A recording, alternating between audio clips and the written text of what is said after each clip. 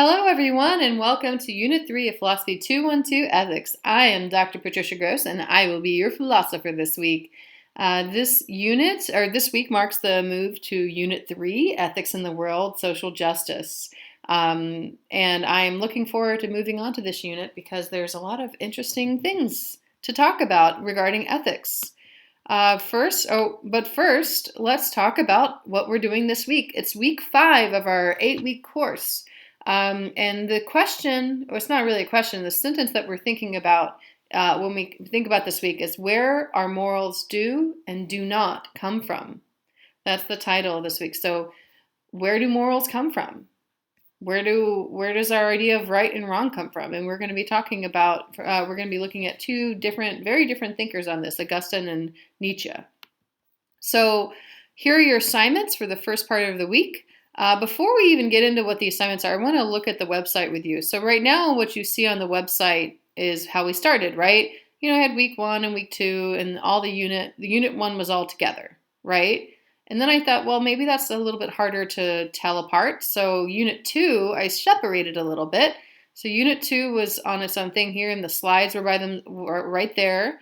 And then you had week 3 split up, and then week 4 split up, right? And you notice I put in these prerequisites. You have to do all the assignments in the class. So I put in the prereqs. You have to complete everything.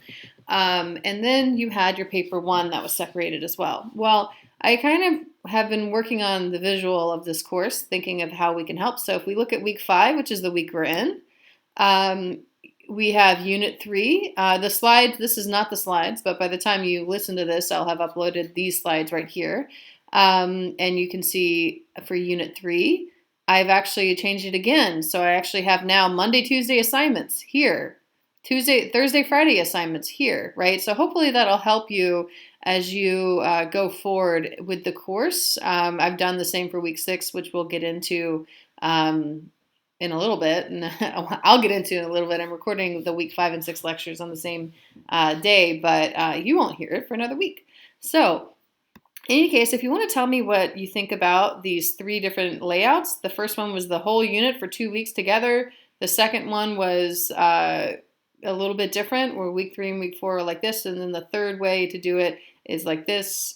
I think this might be better, but if you want a small bonus assignment, I will give you a bonus if you contact me and tell me what your experience is as a, quote, user, as a student of this course. I always like to get feedback from students and see what you like. So if you want a small bonus on your final exam, or your final paper rather, just let me know, and let me know what you think about the layout of the course. But let's get started. Okay, so this week you're reading page 110 to 118 of our text, Augustine's City, and it's a selection from Augustine's City of God and Enchiridion. And then you have to also watch a short video on Augustine. It's available. The link, of course, is on Canvas, like they always are. And you have to complete the discussion board assignments, which we'll talk about soon. So this week you're reading some passages from Augustine's City of God and Enchiridion. This slide tells you a little bit more about Augustine. So Augustine is a North African bishop from what is now Algeria.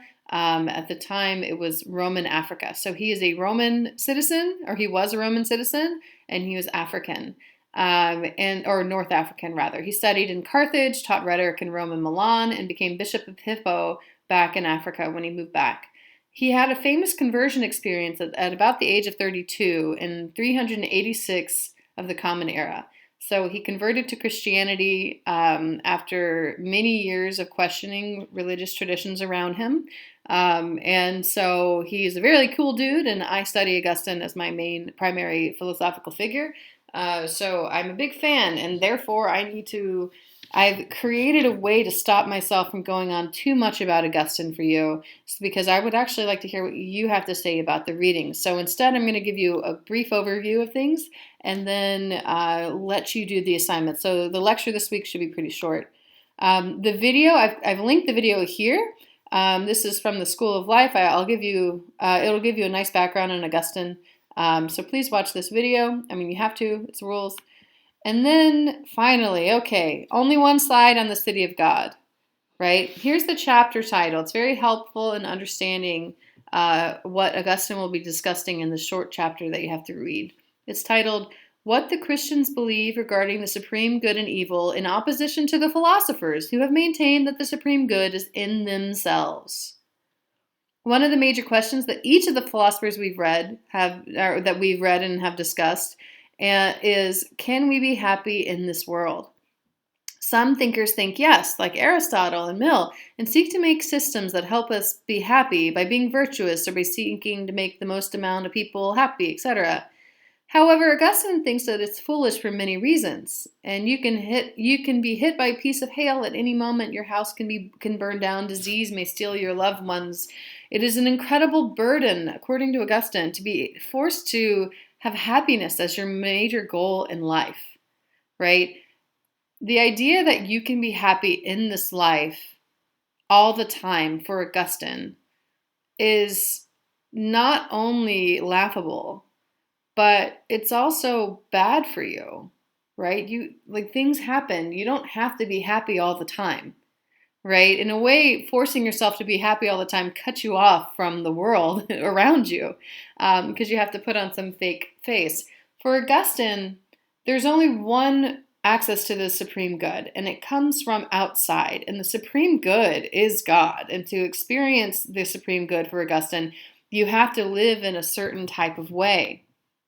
And living in a certain type of way as a Christian for Augustine is kind of complicated. And in this book that you're reading, chapter 4, book 11 of the city, or book 19, of the City of God, goes into this question. So I would like you to read this text and also the next chapter as well. The Enchiridion is a handbook on Christian life that Augustine wrote near the end of his life. In this selection, Augustine discusses at length about the nature of evil. What is evil? Is it an active force, a demon, for example? Is it something that exists in nature? Well, for Augustine, it's a non-thing. Let's look at here. So the problem of evil, also known as theodicy, is a problem in Christian thought and other thought, which is this. If God is all-powerful, all-knowing, and all-good, why do bad things happen? Why do bad things happen at all? Why does evil exist in the world? And so for Augustine, his answer to this is almost deceptively simple. Evil doesn't really exist. Evil is a lack of goodness. Everything in the world, in the universe, for Augustine, was created by God, and therefore has goodness at its core. Every created thing, the sky, the earth, you, me, disease in a weird way, everything, well, let me take back on disease. We'll talk about that in a second. Everything has goodness. Even an apple that's rotting on the ground still has goodness. It's no longer a good apple, but it is good for the ground, and it's giving nutrients to bugs and other things. So it's a part of the world, right? So there's no such thing as truly evil. But Dr. Gross, you say there's bad people in the world that do horrible things. Well, for Augustine, evil is not a demon that sits on your shoulder that whispers to you what to do. It comes from your will, right? It's what you choose. And evil is choosing what is not good, right? Evil in a way is just kind of like badness. It's a lack of goodness, right? When someone makes a bad choice, a lot of times when they're making that choice, they don't even realize that they're making a completely horrible choice, because to them they think they're being good. I know that this seems kind of confusing, so I'm really looking forward to what you have to say about this section on the problem of evil in your discussion boards this week. Here's the assignment listed here. Obviously, you know how I roll, so you can click on this right here, and you'll get the assignment, the exact same assignment here on the website. So the short readings from Augustine this week represent a monumental shift in ethical thinking that occurred around the 4th century. Western ethical thinkers began to think that the individual might not be capable of perfect ethical decision-making in this life. Specifically, Augustine critiques the ancient perception that the goal of human life should be happiness, pleasure, eudaimonia, self-opportunity, etc. Indeed, Augustine seeks to show that perfect happiness is nearly impossible in this life, and for many reasons. In the second reading from Augustine, we learn more about the nature of evil as a non-thing. It is the absence of goodness. For your original post, you must summarize either the City of God text or the Enchiridion text. It's up to you. Then you must connect this reading with one ethical theory we have read in class thus far. Finally, answer the question, is Augustine saying it is pointless to try to be good? The original post is due Tuesday at 11:59 p.m. And just as always, your response posts are due by Friday at 11:59 p.m. I recommend you do it sooner. So far, I've had all the response posts due on Friday, but I mean, I'm tempted to make them due on Wednesday if you guys aren't getting them done on time, right? And I'm hoping that you can see that, like, this is the assignment for the beginning of the week, and this is the assignment for the end of the week, right? I'm hoping that this layout can kind of help you see that a little bit more. But let's go ahead and move on to the second part of the week, and we're moving on to Nietzsche. As you remember from the beginning of this video, the topic of this week is where our morals do and do not come from. Augustine's thought, I didn't even finish this sentence here. Augustine's thought on morality has to do with the nature of our relationship to God, and our morality in a lot of ways comes from God. And whether we are good or bad has to do with what is in our hearts. Nietzsche thinks very differently. He thinks that morality doesn't come from God at all. He doesn't believe in God, of course, because Nietzsche famously said God is dead. But let's explore Nietzsche for a little bit. So you have your reading here, you have a video to watch, and you have to complete your discussion board posts. So Friedrich Nietzsche lived from 1844 to 1900. He had a famous mental collapse in 1889, and he is pictured here. This is before the mental collapse, and this is after. It's important to note that Nietzsche's philosophy was co-opted by Nazis, and in large part due to his sister helping and being super, terrible, I guess. When he became ill, she edited a lot of his works to further a particular kind of ideal about what it is to be German and what it is to be white and Aryan. So the whole concept of the blonde beast, the Aryan, the Übermensch, originates in a lot of ways with Nietzsche.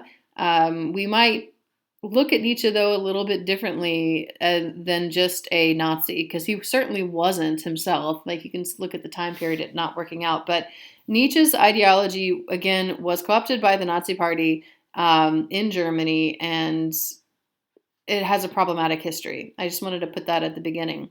So to give you some background on Nietzsche and to prepare you for the reading, I'd like you to watch these two videos. One is like on Nietzsche and the good life, because we've been looking at the good life. It's the ethics class. So in seeing what Nietzsche has to say about that.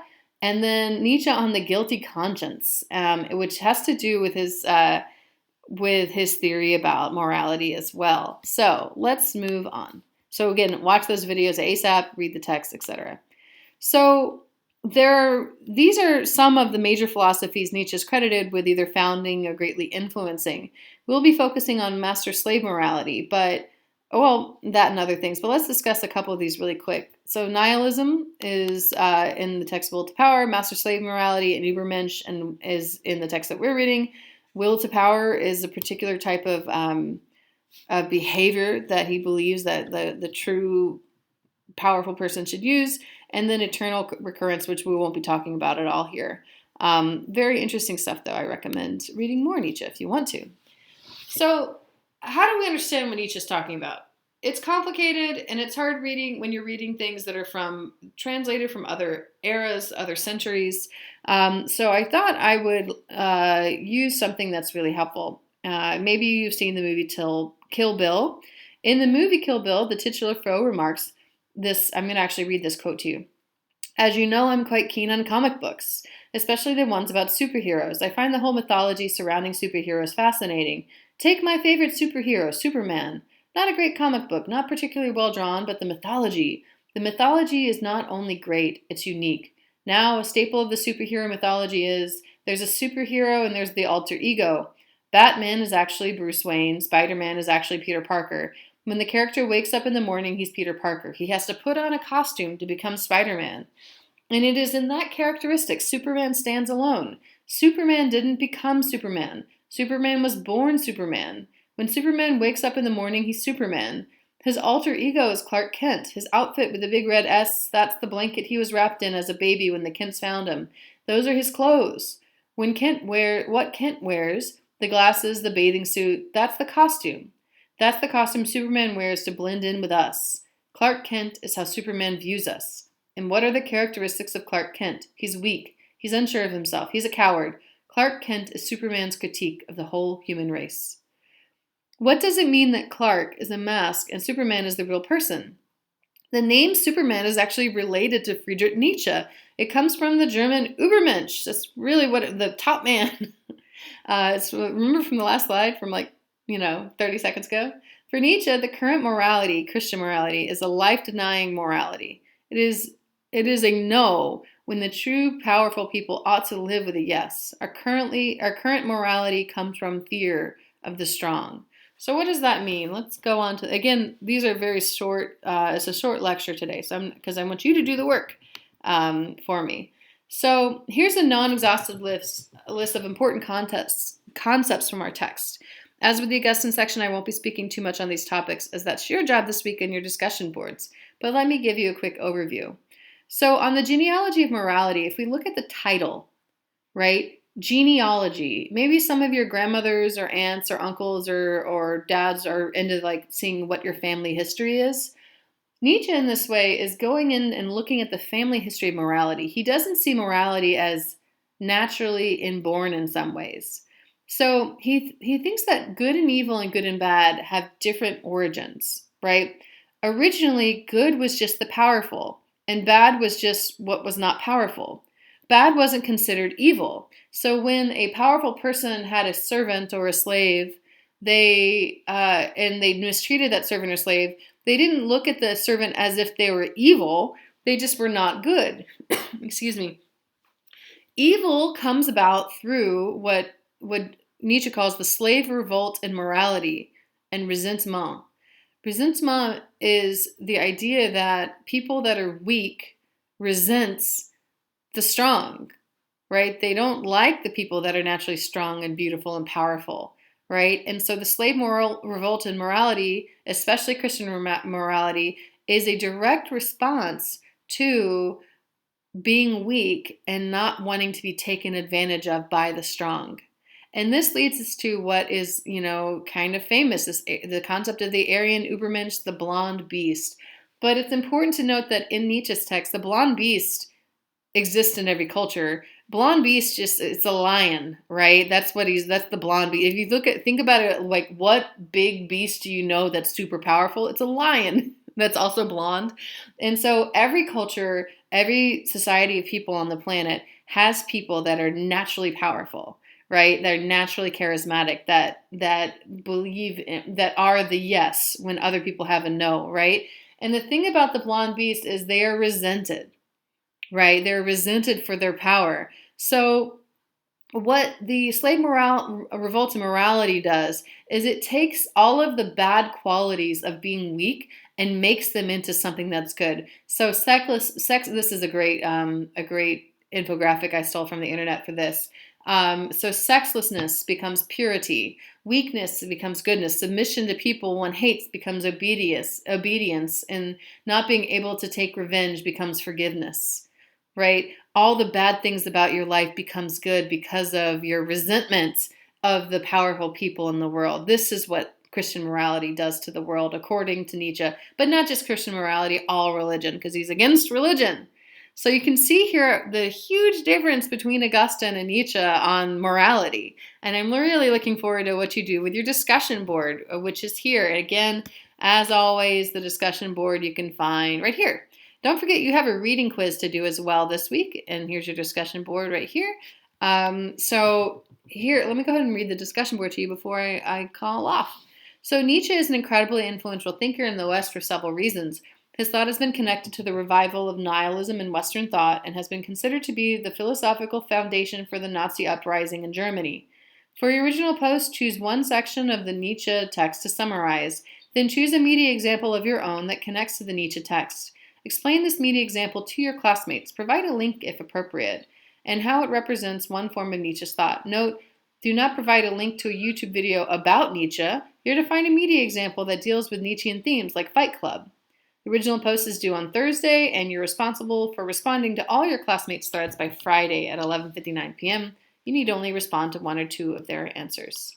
All right, everybody, that is it for week 5. I'm looking forward to seeing your work this week. Goodbye.